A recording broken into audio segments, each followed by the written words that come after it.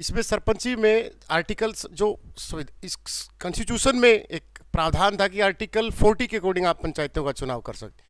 और अब हाल ही में आपने देखा होगा कि पंचायतों के चुनाव हरियाणा में होने हैं या किसी भी स्टेट में हो पंचायतों के चुनाव, तो हमें एक बेहतर सरपंच चुनना हो जो जाति व्यवस्था को खत्म करने पे जोर देता हो, जो गांव के विकास की बात करता हो, जो परिवारवाद की राजनीति ना करता हो, सिर्फ अपने परिवार को बढ़ावा दे।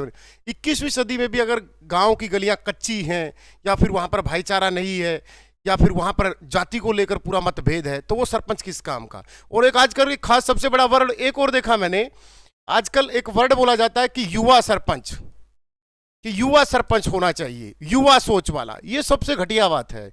युवा सोच के साथ ये नहीं बोलेंगे युवा सरपंच ईमानदार। क्या युवा बेईमान नहीं हो सकता?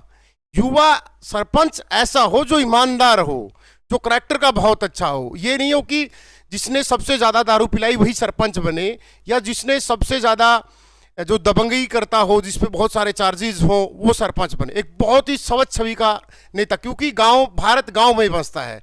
अगर प्रत्येक गांव के बाहर पूरी हरियाली हो, गांव में अच्छा माहौल हो, लाइब्रेरी हो, जाति व्यवस्था खत्म हो और अच्छे अच्छे पढ़े लिखे युवा आईआईटी जाए, आईएम जाए या आईपीएस बने, आईएएस बने, पीसीएस का एग्जाम क्रैक करें, एमबीबीएस डॉक्टर बने, तो तब उस गांव के सरपंच का फायदा है कि वो लोगों में जागरूकता पैदा करे। ये नहीं कि वो खुद भी दारू का ठेके पे बैठा रहता है और लोगों को भी दारू पिलाता है और आगे आने वाली पीढ़ी भी ऐसी बने। नहीं, हमें आने वाले चुनाव में एक बेहतर सरपंच चुने जो किसी भी परिवारवाद में ना आके, जो सबसे पढ़ा लिखा हो। ये भी ना हो कि सबसे पढ़ा लिखा हो, पढ़े लिखे के साथ साथ ईमानदार भी होना चाहिए।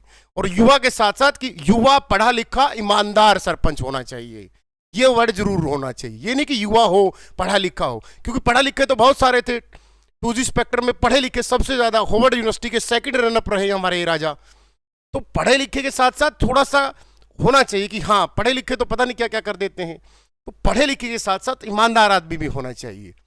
चलो, ये हमारा टॉपिक आज का सरपंच का, कि पंचायतों के गठन में कि आर्टिकल 243 में ए के लेकर असेंबल करना, बी से गोड का गठन, सी से स्ट्रक्चर्स, कि उसकी संरचना कैसी है, कि उसका डी, उसमें रिजर्वेशन कैसी होती, आर्टिकल्स ई में किस तरीके से उसकी अवधि होती 5 वर्ष का कार्यकाल, वो सारी चीजें हम डिस्कस करेंगे।